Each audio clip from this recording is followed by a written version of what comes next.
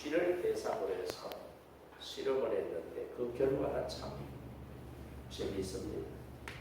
캄캄한 도관에 쥐를 넣고 그 뚜껑을 완전히 덮어서 외부로부터 항아리 안에 빛이 전혀 들어가지 못하도록 빛을 차단했더니 불과 몇 시간 지나지 않아서 도안에 든 쥐가 죽더라는 것입니다. 그런데 똑같은 항아리 속에 이번에는 그 뚜껑에다가 미세한 구멍을 내서 빛이 조금 들어가도록 그렇게 했더니 그 항아리 속에 들어있던 쥐가 금세 죽지를 않고 36시간 동안 버티더라는 결과가 나왔다는 것입니다. 이렇게 쥐가 36시간 동안 버틸 수 있었던 것은 그 체내의 영양분을 많이 축적하고 건강했기 때문에 그렇게 36시간을 버틸 수 있었던 것이 아니라 독뚜껑에서 조금 구멍이 뚫린 그 빛을 통해서 살 수 있구나. 저 빛을 향해서 내가 나가기만 하면 살 희망이 있어 라고 하는 생각을 쥐가 했다는 것입니다. 그래서 몸에 비축된 영양분 때문에 36시간을 버틴 것이 아니라 살 수 있다는 희망, 그 소망이 이 쥐로 하여금 36시간을 죽지 않고 버티게 했다는 과학자의 발표가 있었습니다. 우리 인생도 마찬가지라고 생각합니다. 환경이 힘들어서 무너지는 것이 아니라 우리에게 살 소망이 없기 때문에 무너진다라고 하는 사실을 우리가 깨달아야 됩니다. 흔히들 주변에 자살하는 사람들 보면서 이야기를 하죠. 자살할 힘이 있었으면 그 힘으로 살지 왜 죽어? 라고 우리는 말하지만 자살을 막상 한 사람들 살 소망이 없기 때문에 살아야 될 가치를 잃어버렸기 때문에 삶을 포기하고 스스로 목숨을 끊게 된다는 사실을 우리가 주목해야 됩니다. 소망이라고 하는 것이 우리 인간에게 이렇게 중요한 가치를 가지고 있습니다. 오늘 본문은 우리 하나님을 어떤 하나님으로 소개를 하고 있느냐? 소망의 하나님이라고 소개를 하고 있습니다. 세상에 사는 사람들은 소망을 어떻게 이해를 하느냐? 내가 원하고 바라는 것이 이루어지는 것을 소망이다, 희망이다, 그렇게 정리를 하고 생각을 하고 있지만 성경은 우리에게 소망에 대해서 어떻게 정의를 해주느냐 하면 우리 하나님 그분이 바로 우리의 소망이다, 그렇게 말씀하고 있습니다. 하나님이 소망 자체이시기 때문에 하나님을 바라보고 하나님의 말씀을 붙잡고 믿음으로 사는 사람에게는 소망이 넘치는 삶을 살 수 있게 됐다는 것을 말씀해 주고 있습니다. 오늘 이 로마서 15장 말씀은 사도 바울이 3차 선교 여행 중에 고린도에서 로마 교회를 향해서 글을 미리 써서 보낸 편지글이거든요. 당시 로마 교회 안에는 이 로마인들뿐만 아니라 유대인 기독교인들이 로마 교회 안에 있었다는 거죠. 그러니까 유대인 기독교인과 헬라인 로마인 기독교인들이 그 교회 공동체 안에 들어서 신앙생활을 하고 있으니 크고 작은 갈등들이 있는 거예요. 큰 갈등은 뭐예요? 율법을 준수해야 된다. 할례도 따라야 된다. 그러면서 예수님도 믿어야 된다는 이런 부분에 있어서 충돌이 생기고요. 그 다음에 문화적 충돌도 생기고 헬라인들은 다시 문화 속에서 자라고 살았기 때문에 신이라고 하는 존재를 자연스럽게 이해를 하고 있지만 히브리적 사고를 가진 이 유대인들은 세상의 신은 오직 여호와 하나님 한 분밖에 존재하지 않는다라고 생각하라니 이런 종교적 문화적 차이에서 생기는 갈등들이 교회 안에 생존하고 있었다는 것을 우리가 알 수가 있습니다. 이 두 세력 간의 이런 갈등, 문화적 갈등, 종교적 갈등, 이런 갈등들 속에서 서로 화해하고 이해하고 양보하고 그러지 못하니 결과적으로 충돌이 생기게 되고 충돌이 생기니까 여기저기서 문제들이 발생이 되더라는 거죠. 이런 갈등과 고난 속에 있는 성도들을 향해서 사도 바울은 처방해. 어떻게 하면 화평할 수 있고 어떻게 하면 평화로울 수 있느냐. 인간적인 방법으로는 아무리 노력해도 안 된다는 것입니다. 그럼 어떻게 하면 되느냐. 하나님의 은혜로 하나님의 능력으로만 가능한 것이다 라고 하는 것을 이 15장 13절 말씀을 통해서 사도 바울이 분명하게 정리해주고 있는 모습을 보게 됩니다. 이 13절 단 한 절의 말씀을 통해서 바울 사도는 우리에게 신앙의 핵심이 어디 있느냐, 교회의 연합과 일치, 화합이 어디 있느냐, 바로 소망에 있고 바로 믿음에 있고 바로 성령의 역사하심 가운데 근거해야 된다라고 하는 것을 분명하게 우리에게 제시해주고 있는 것입니다. 따라서 오늘 이 말씀을 통해서 우리가 어떻게 하면 기쁨과 평강을 누리는 삶을 살 수 있을까? 우리가 어떻게 하면 충만한 그런 성도로서의 삶을 살 수 있을까? 우리가 어떻게 하면은 우리 삶 속에 소망이 넘치는 삶을 살 수 있을까? 이 세 가지의 주제를 가지고 오늘 말씀을 한번 묵상해 볼까 합니다. 첫째는 기쁨과 평강의 원천이 누구로부터 시작이 되느냐, 이걸 분명하게 알 때에 우리가 세상 속에서도 기쁨과 평강을 누리는 삶을 살 수 있다는 것을 말해주고 있습니다. 기쁨과 평강의 원천이 어디에서부터 시작이 된다고 바울은 주장하고 있습니까? 하나님으로부터 시작된다. 하나님은 우리에게 소망을 조금 가지고 계시면서 그 조금 가지고 계신 소망을 조금씩 더 잘게 나누어서 우리에게 주시는 그런 분이 아니라 하나님 자체가 소망의 원천이시다는 것을 말해주고 있습니다. 세상의 소망은 상황에 따라서 바뀌어요. 이런 상황에서는 이것이 소망이, 저런 상황에서는 저것이 소망이 될 수 있어요. 그런데 하나님께서 주시는 소망은 하나님의 신실하심에 근거하고 있다. 상황이 바뀌어도, 환경이 바뀌어도 하나님께서 우리에게 주시는 소망은 바뀌지 않는다는 것을 말해주고 있는 것입니다. 하나님은 절망적인 죄인을 구원하셔서 소망의 자리로 옮겨놓으신 분이잖아요. 하나님께서 우리를 죄에서 건져 구원해 주신 유일한 구원자이시다. 하나님은 우리에게 기쁨과 평강을 주시는데 얼마만큼 주시느냐? 조금 주시는 분이 아니라 충만하게 주시는 분이시다. 이것을 바울이 13절 앞부분에서 말씀해주고 있는 것입니다.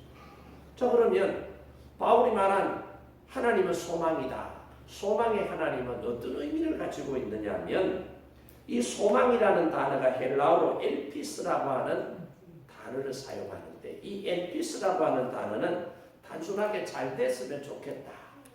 문제가 해결됐으면 좋겠다. 막연한 그런 바람을 얘기하는 것이 아니라 이 엘피스라고 하는 소망은 근거가 있는 기대예요. 근거가 없는 데서 기대하는 것이 아니라 근거가 분명한 곳에서 기대하고 있는 것을 말해주고 있습니다. 그러니까 이 소망은 확신에 찬 소망이 될 수밖에 없다. 이 말씀입니다.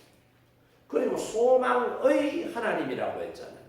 이 소망의라고 할 때 의가 가지는 의미가 뭐냐면은 하나님은 소망을 조금 가지고 계실 분이 아니라 하나님은 세상의 모든 소망의 발원제가 되시는 분이라는 의미가 이 안에 들어있다는 사실을 우리가 알아야 됩니다. 하나님이 계시지 않으면 모든 세상은 절망 가운데 처할 수밖에 없지만 하나님이 계시기 때문에 그 절망 속에서도 소망이신 하나님으로 말미암아 우리는 살아갈 수 있다는 사실을 깨달아야 됩니다. 그리고 뒤이어서 나오는 기쁨과 평강이라는 단어가 나오는데 이 기쁨과 평강이라는 단어가 뭐예요? 기쁨은 카라라고 하는 단어를 쓰는데 이 카라는 환경에 좌지우지되는 일시적인 기쁨이 아니라 하나님과의 관계 속에서 묻어나오는 영원한 기쁨을 카라라고 지금 표현하고 있습니다. 그리고 평강이라고 하는 단어가 헬라어로 에이레네라고 하는 단어를 쓰는데 이 에이레네라는 단어가 구약 히브리 말로 하면 샬렘, 샬롬이라고 하는 의미와 같은 뜻을 가지고 있습니다. 진정한 평화를 이해합니다.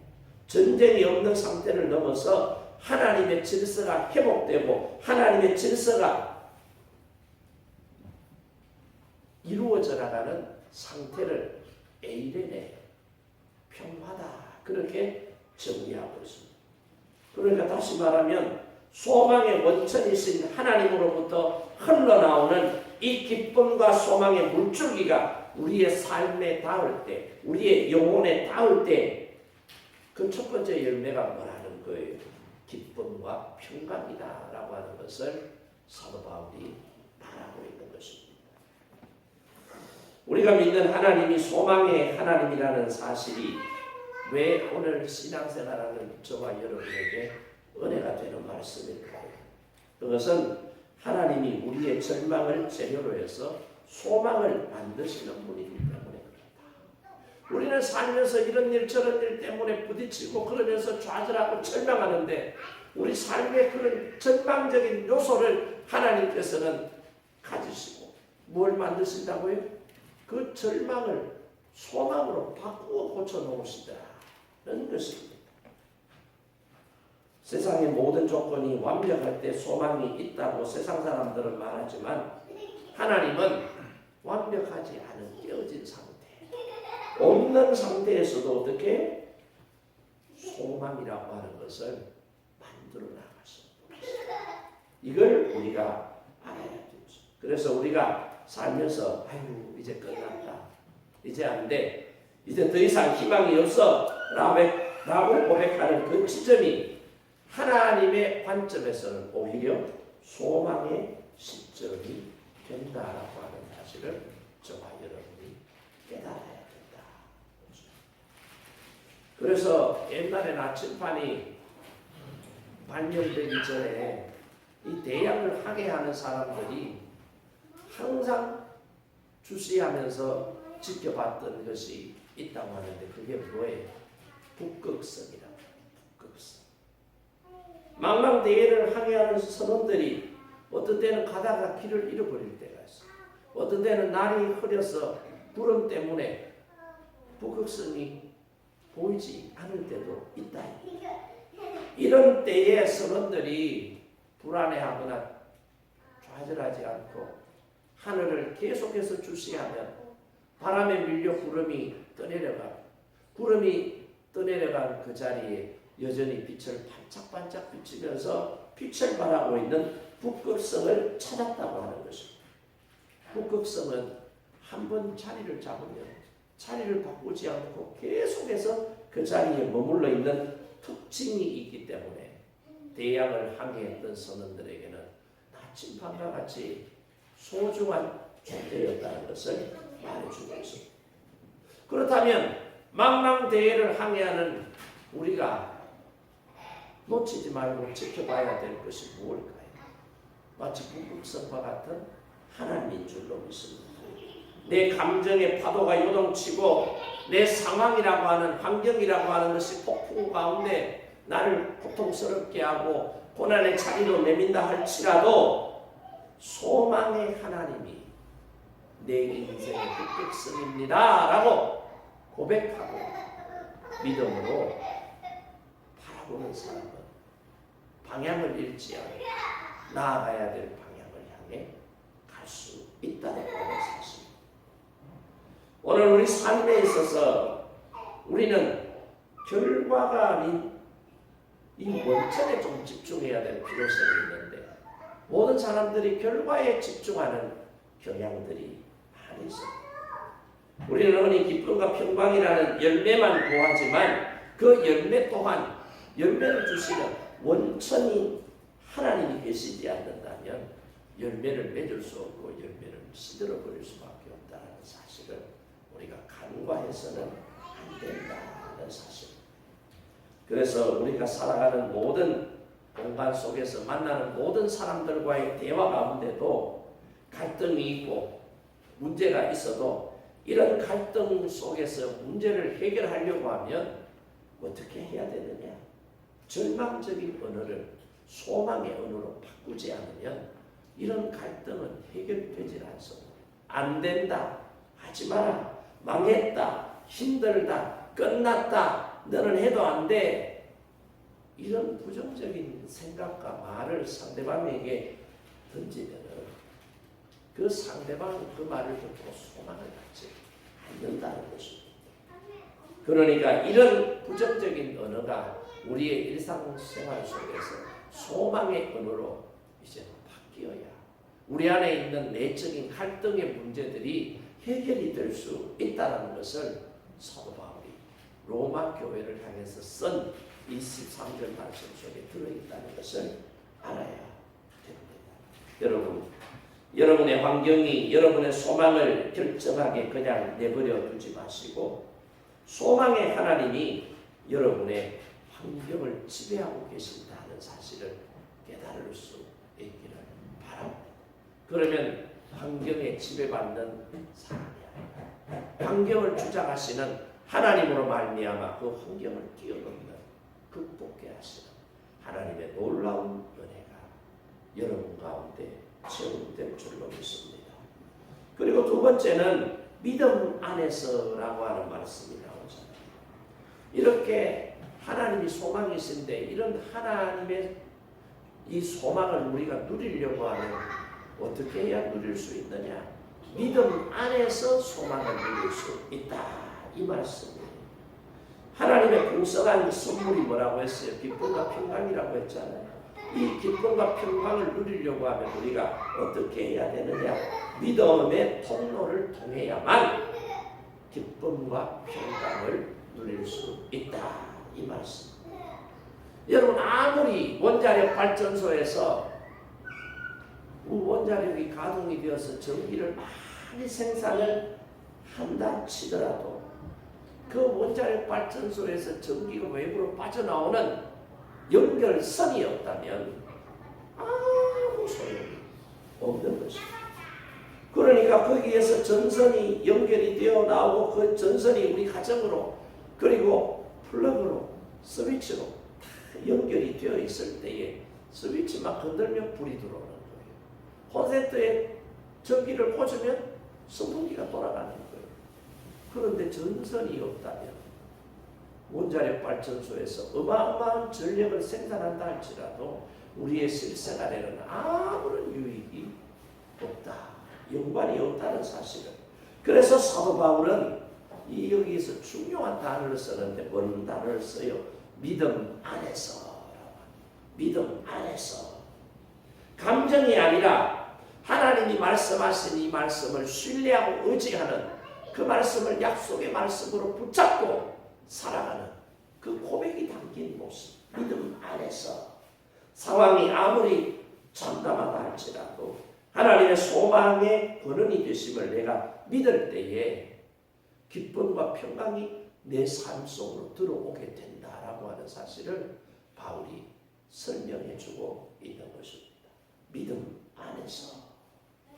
많은 성도가 내 마음에 기쁨이 없는데 어떻게 소망이 있을 수 있나요? 라고 생각을 하고 반문을 하는 경우들이 있습니다. 그런데 오늘 이 본문 말씀을 잘 보세요. 감정 안에서 기쁨과 평강이 생기는 게 아니에요. 믿음 안에서 기쁨과 평강이 생겨난다라고 말씀해주고 있습니다. 그래서 기독교의 믿음은 감정이 아니라 하나님께서 말씀하신 약속의 말씀을 믿는 믿음 위에 발을 내디딜 때 그 말씀이 내 삶에 구체적으로 들어와서 적용된다라는 사실을 우리가 깨달아야 됩니다. 우리가 믿을 때 하나님은 우리의 감정 상태와 상관없이 하나님의 기쁨과 평강을 우리 영혼에 주입시키고 계신다는 것입니다. 믿음은 마치 캄캄한 밤에 아무 불도 켜지지 않은 깜깜한 그 방에 마치 스위치를 올렸을 때 불이 들어오는, 그래서 환하게 빛을 발하는 것과 같은 것이다. 믿음.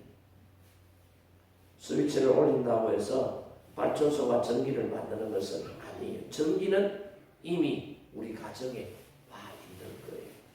단지 믿음의 스위치를 내가 올리지 않고 그냥 있었기 때문에 내가 머물고 있는 그 공간이 깜깜했던 것입니다. 그런데 스위치만 올리면 이미 전기와 거기 들어와 있었기 때문에 바로 연결이 될 때 불이 환하게 밝아져 어둠이 물러가게 되는 이치와 같다라고 하는 사실을 우리가 알아야 합니다. 오래된 이야기입니다만 찰스 블론딘이라고 하는 사람이 이 캐나다와 미국 국경에 있는 나야가라 폭포 옆에서 고개를 하면서 생계를 유지하는 그런 사람이었어요. 나야가라 폭포에다가 이 밧줄을 연결해 놓고는 그 외줄 받았다 하면서 쇼를 하는 거예요. 그러니까 많은 사람들이 저 밑에 보니까 천길 남 떨어진대. 여기에서 떨어지면 저 사람 죽을 텐데 어떻게 저기에서 저렇게 묘기를 부리고 있냐. 그래서 많은 사람들이 와서 돈을 주고 관람을 하고 하는 거지. 그래서 블론딘이 그날도 거기에 와서 쇼를 하는데 많은 사람들이 그 외줄을 타고 왔다 갔다 한 발을 들어 올렸다 내렸다 여러 가지 모습들을 보고는 막 소리를 치면서 난리. 그러면서 블론딘이 내가 다음에는 이렇게 하려고 하는데 내가 할 수 있을까요? 못할까요? 질문을 하는 사람들이 할 수 있어요! 라고 막 대답을 하는 거예요. 하지도 않았는데 안 했는데 할 수 있다라고 대답을 먼저 하더라는 거죠. 무엇 때문에 이런 대답을 할 수 있었겠어요? 그 사람이 지금까지 우리 앞에서 보인 쇼하는 장면들을 보니까 이 사람은 지금 이렇게 말하는 것도 능히 할 수 있다는 판단이 있었기 때문에 내가 이렇게 할 수 있을까요? 그랬을 때 사람들이 할 수 있어요 라고 대답을 거침없이 하더라는 거예요. 이게 뭘까요? 믿음이라고 하는 거예요. 여기까지는 믿음이 온 거예요. 근데 이 블론딘이 자 그러면 여러분들이 내가 외줄을 타고 한 사람을 등에 업고 저 끝에까지 갔다가 다시 돌아올 수 있을까요? 없을까요? 그러니까 있습니다 라고 대답을 또 하는 거예요. 그랬을 때 블론딘이 하는 말이 있어요 라고 대답한 사람들을 바라보면서 그 중에 한 사람을 그러면 당신을 내가 업고 가겠습니다. 당신 나오세요. 이러는 거예요. 나올 수 있겠어요? 나올 수 없겠어요? 왜 못 나오죠? 지금 조금 전에 할 수 있다고 그랬잖아요. 믿습니다 라고 그랬잖아요. 그런데 막상 당신을 내가 등에 업고 이 외줄을 타서 저기 끝까지 갔다가 다시 돌아올 테니 나를 믿는다고 했잖아. 갔다가 올 수 있는다고 했잖아. 그럼 내 등에 업히시오 라고 막상 지명을 해서 나오라고 하니 못 나오는 거예요. 겁이 나서 못 나오는 거예요. 혹시 업혀가다가 실수해가 떨어지면 죽을 건데 그러면 어떡하냐는 거죠. 그러면 조금 앞에 내가 이렇게 할 수 있을까요? 라고 질문했을 때 할 수 있어요 라고 나를 믿습니까? 라고 질문했을 때 믿어요 라고 대답했던 이 대답은 진짜예요? 가짜예요? 이거예요.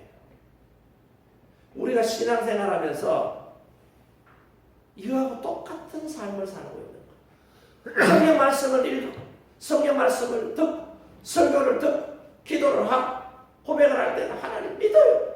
하나님 할 수 있어요. 할 수 있잖아요. 믿습니다 라고 하면서도 어떻게 해요? 그럼 네가 그 자리에 나가서 행동으로 실천해 보라 그랬을 때 하나님 못해요. 나 못해요. 겁나요. 안 돼요. 이러더라는 것입니다. 이게 뭐예요? 이게 지금 온전한 믿음을 얘기하는 거예요. 이런 믿음을 갖고 믿음 생활하니까 우리 안에 기쁨과 평안이 있어요? 없어요? 없다. 하나님을 확실하게 믿는 믿음 안에서 살아갈 때 우리 안에 기쁨과 평강이 있는 거예요.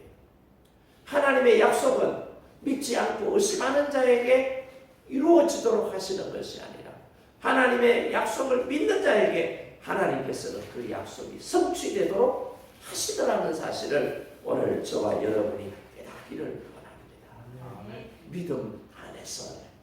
믿음 안에서 살아갈 때에 하나님께서 말씀하신 이 약속들이 우리 삶에 구체적으로 열매가 맺혀진다라고 하는 사실을 저와 여러분이 깨달아야 돼요.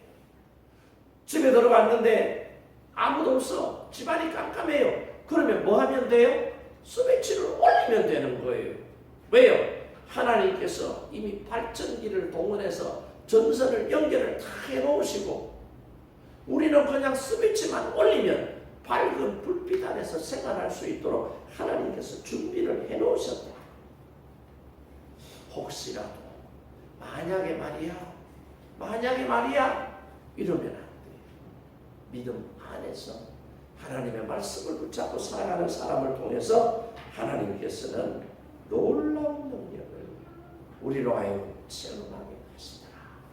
기쁨과 평강도 누리게 하시더라는 사실을 오늘 이 말씀을 통해서 다시 한 번 더 깨닫고, 기쁨과 평안은 믿음 안에서 우리에게 주어진 하나님의 선물이라는 사실을 깨닫고 체험하기를 주님의 이름으로 축복합니다. 그리고 마지막으로 보세요. 이렇게 소망을 지속시키는 동력이 어디하고 연결이 되어 있어요? 성령의 능력하고 연결이 되어 있다. 이 말. 우리 안에서 소망이 식지 않고 계속해서 넘칠 수 있도록 이 은혜를 공급해 주시는 분이 누구라는 거죠? 성령이시다. 그런 것을 말씀해 주고 있습니다. 내 의지로 가지는 희망은 환경이 바뀌고 감정이 달라지면 이게 지금 사라져버려요. 바뀌어요. 그런데 성령께서 주시는 은혜와 능력은 내 감정이 바뀌지 않도록, 내 환경과 상황이 바뀌지 않도록 성령께서 붙잡아 가시고, 그리고 설령 그런 것들이 바뀐다 할지라도 그런 것들에 내 마음이 뒤집어지지 않도록 내 마음을 붙잡고 이끌어 가시는 분이 누구라는 거죠? 성령 하나님이시다 라는 것을 말씀해 주고 있는 겁니다. 그리고 거기 뒷부분에 보세요. 충만하게. 이 말은 넘치게라는 말이거든요. 여러분, 물에 컵에다가 물을 부었는데 그 컵의 용량을 초과하게 되면 물이 어떻게 돼요? 넘치는 거예요. 넘치는. 이게 충만한 상태. 하나님께서는 우리에게 감질나도록 조금 주시는 분이 아니라 은혜를 주시는데 어떻게 해요? 충만한. 우리 그릇이 다 수용하지 못하도록 넘쳐 흘러나도록 하나님께서 채워주시는 은혜를 우리에게 공급해 주신다. 그것을 말씀해 주고 있는 겁니다. 여러분, 우리가 열심히 살려고 노력을 하자. 성공해 보려고 최선을 다.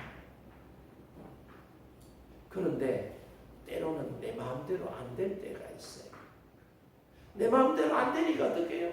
또 몸부림을 치는 거예요. 발버둥을 치는 거예요. 그래도 안 되는 게 있어요. 살다 보니 그런 거 있습니까? 없습니까? 있다니까.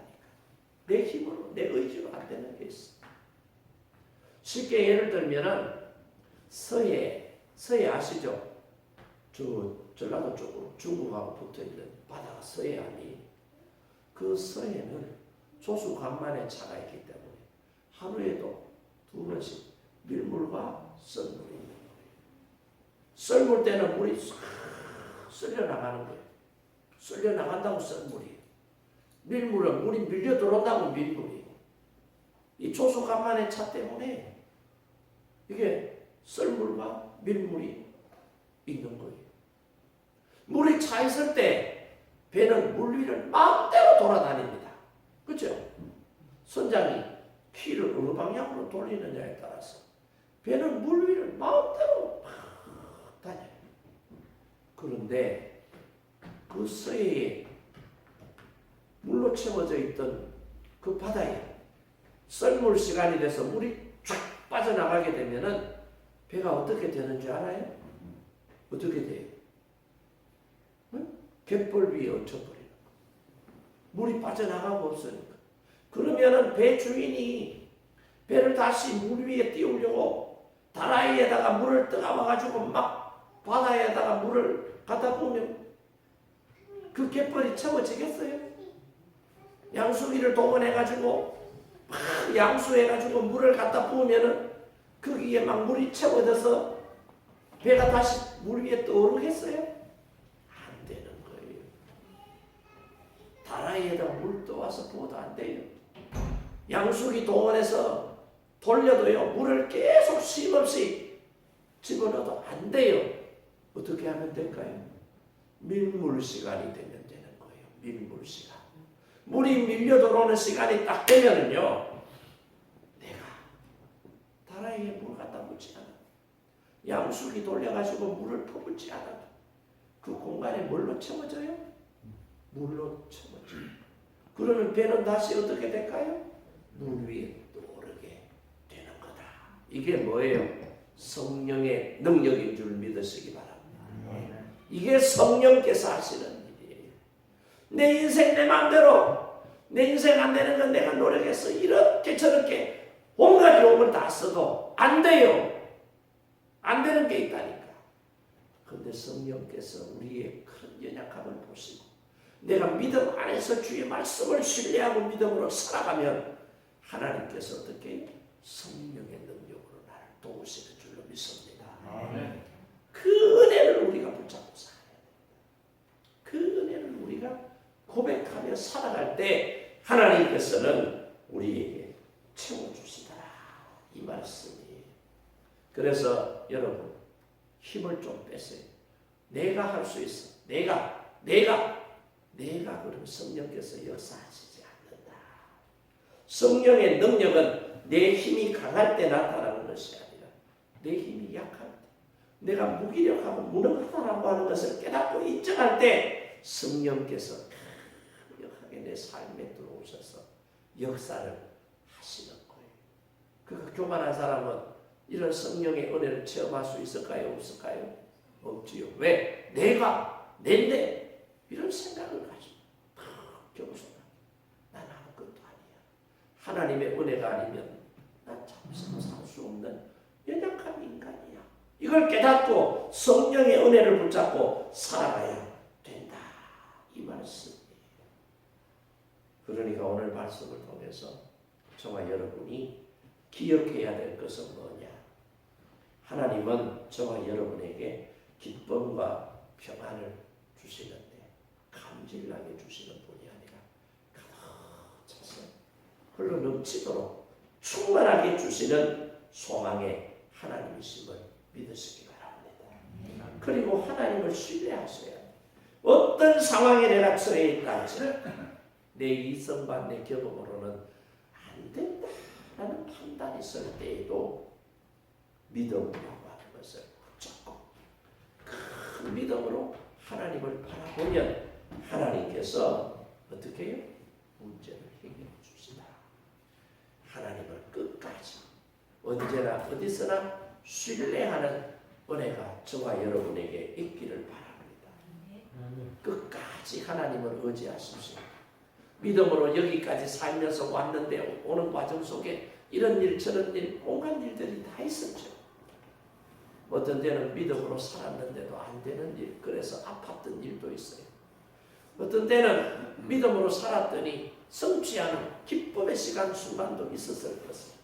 그런데 내 힘으로 안 되는 그런 일들 앞에서 이제는 내가 아니라 성령께서 나를 붙잡으시고 인도해 주셔서 성령께서 나로 하여금 그런 일들을 감당할 수 있도록 그런 은혜와 능력을 체험할 수 있도록 저를 붙잡고 가십시오 라고 고백하는 그런 고백이 저와 여러분 가운데 있기를 원합니다. 그래서 힘들고 어렵고 아파도 오늘 주신 로마서 15장 13절 말씀을 꼭 붙잡고 소망의 하나님, 이 소망의 하나님께서 내게 주시는 은혜가 뭐예요? 평강과 기쁨을 주십니다. 이 평강과 기쁨은 하나님을 믿는 믿음을 통해서 내게 주시는데 조금 주시는 게 아니라 충만하게 주신다.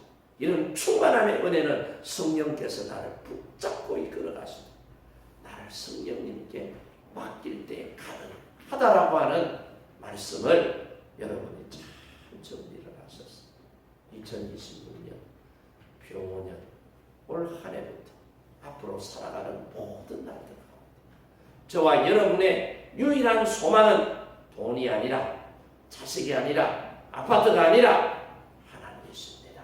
할렐루야. 아멘. 나의 유일한 소망은 하나님이십니다.